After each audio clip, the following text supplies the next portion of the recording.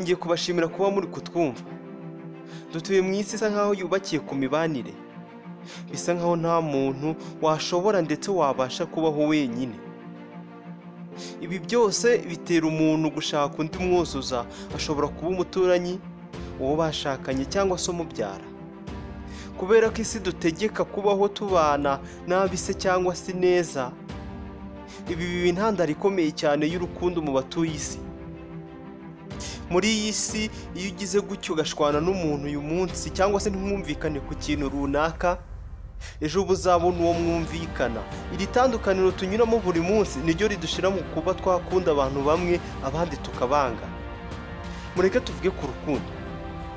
Urukundo, umubano udasanzwe urangwa n'amarangamutima adasanzwe ku kintu cyangwa se ku muntu, kandi ibyo byose biba nta n'umwe uri mu rukundo uzi neza ibyo arimo. Ku bantu bakundana urukundo rwa sheri ishusho, aba babyumva vuba cyane. Babyumva vuba cyane ko urukundo ari ikintu gikomeye cyane. Aba ngaba bakundana uru rukundo, baba bakundana urukundo rurenze inkundo zose zibaho. Nituvuga inkundo zose zibaho, ntusige no kugeza ku rukundo rwa kibyeyi. Nibyo wabyumvise neza, aba bantu bakundana kurusha urukundo rugaragarira ku mwana na nyina.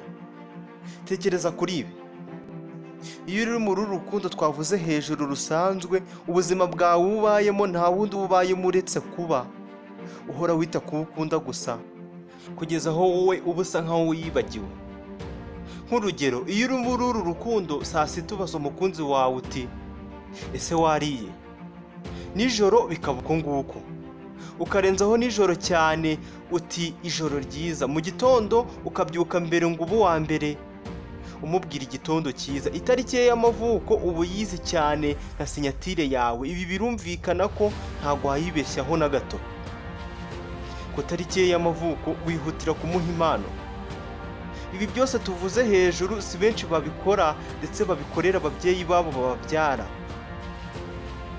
Gusa uko byakabaye byose, bafata umwanya wabo bakabikora abakunzi babo ndetse batabibasabye. Birumvikana ko baba bibwirije. Iyi ngingo ni iturengera ndetse niyemeza ko uru rukundo rusanzwe rugera aho rurenga n'urw'ababyeyi, ku buryo nta wabigereranya. Gusa nubwo dusanze bimeze gutyo, kugira wigarurire umukunzi wawe by'umwihariko ukamwigarurira umutima we wose, cyane cyane ku bakobwa, ntabwo byoroshye nk'uko buri wese abitekereza. Abasore benshi baba bibaza uburyo bakwigarurira abakobwa bakundana nabo, gusa bikabagora cyane. Kandi koko gushaka kwabo ndetse no kwifuza ko bakwigarurira abakunzi babo biba bifite ishingiro cyane, kuko gukora ibintu byose twabonye hejuru ubikorera umukunzi wawe, hanyuma ugasanga wararuhiye ubusa, byaba bibabaje cyane.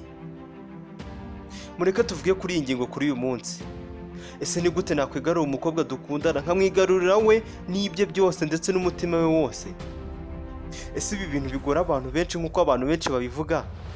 Njyewe nabikora gute? Nabikora mpereye he? Nitwa Samuel Mugisha. Iki kiganiro cyitwa Menya Byinshi, ni icya Telemontagne, akaba niyo mpamvu niba ari ubwa mbere tubanye mu biganiro byacu, kora subscribe kuri iyi channel ya Telemontagne, tujye tubana mu biganiro byose tubategurira. Tubahaye ikaze.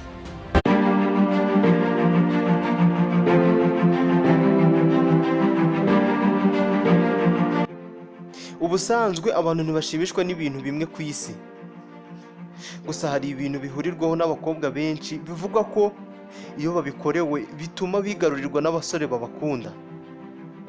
Iyi niyo mpamvu uyu munsi tugiye kuvuga ku bintu 15 umusore agomba kumenya kandi agaha agaciro mu gihe ashaka kwigarurira umukobwa bakundana. Niba uri umusore, ikintu cya mbere ugomba kumenya ni uko nta mukobwa utishimira kubwirwa ko ari mwiza. Umukunzi wawe iri jambo rimubwire kenshi kandi mu bihe bitandukanye, ibi bizatuma kwegera cyane. Ikintu cya kabiri ugomba kuzirikana ni uko abakobwa banga abasore bababwira amagambo menshi adasobanutse. Ikindi kandi kiyongeyeho ni uko batishimira abasore batiyubaha igihe cyose bari kumwe. Ni ukuvuga ngo vuga makeya asobanutse ku buryo atari busiga umukunzi wawe mu rujijo, ubundi ibintu bikubana ubuki.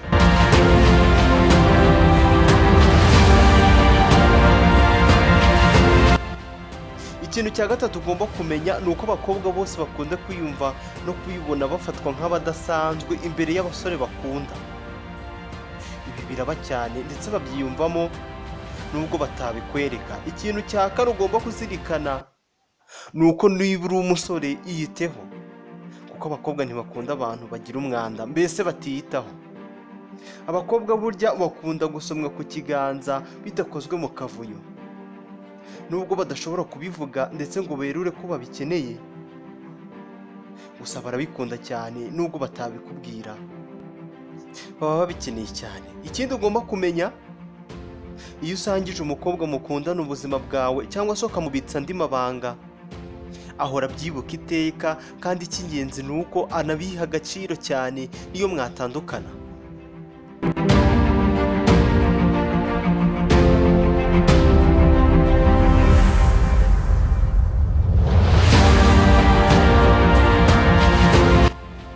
Ikindi ugomba kuzirikana ni uko abakobwa bakunda ko inshuti zabo zabahamagara mu mazina yabo bwite.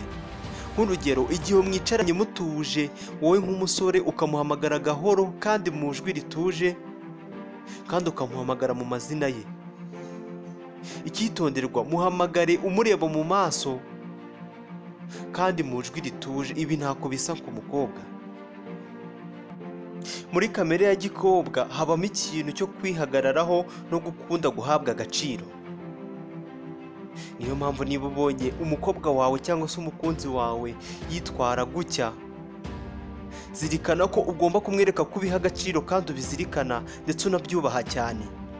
Ibi bizatuma kwegera cyane. Mu gihe umukobwa yemeye kujya mu gikoni akagutegurira ifunguro, hita umenya ko imbere y'uri uw'agaciro cyane, kandi menya ko aguha umwanya mu buzima bwe cyane.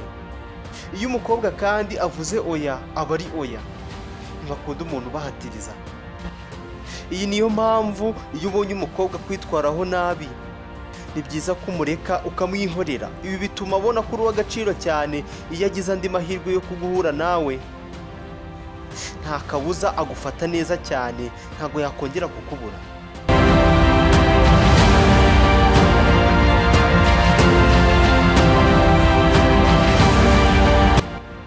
Abakobwa benshi bashimishwa n'uko inshuti zabo zabasoma bagenzi babo bari kubireba.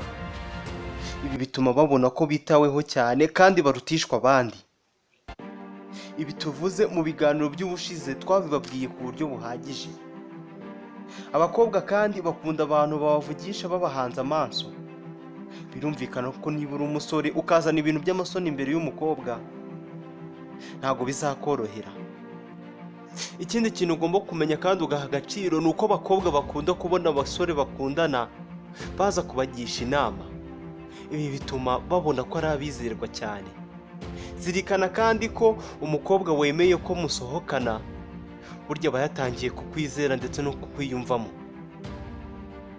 Ikintu cya nyuma ugomba kuzirikana mu bintu 15 twagutegura uyu munsi, ni uko abasore benshi bumva ko iyo bamaze gutereta bigacamo biba birangiye. Nawe ushobora gusanga ari kubyumva kuri uyu mwanya, gusa itonde gato, kuko ahangaha niho urugamba ruba rutangiye. Urugamba ruba rutangiye kuko bishimisha umukobwa kubona igishiramo imbaraga cyane, kandi bigatuma yumva ko agikunzwe, kandi bigatuma yumva arushaho kwiyumva mu rukundo rwawe uko iminsi igenda ihita. Niba uri umusore, reka twizere ko utazongera kugira iki kibazo cy'ukuntu wakwigarurira umukobwa mukundana, kuko ibi bintu twabonye hejuru nubikora neza ukabyitaho neza, umutima w'umukunzi wawe uzawigarurira mu kanya nk'ako guhumbya kandi utavunitse. Ni naho nsoreje ikiganiro Menya Byinshi cy'uyu munsi. Ikiganiro mbashimira kuba mwakurikiye. Iki kiganiro ni icya Telemontagne, akaba ari nayo mpamvu urimo ushaka kuzajya urabona ibindi biganiro nk'ibi ngibi vuba kandi bikoroheye. Kora subscribe kuri iyi channel ya Telemontagne, ubundi tujye tubana mu biganiro byose tubategurira. Njye nitwa Samuel Mugisha, ndabashimiye cyane.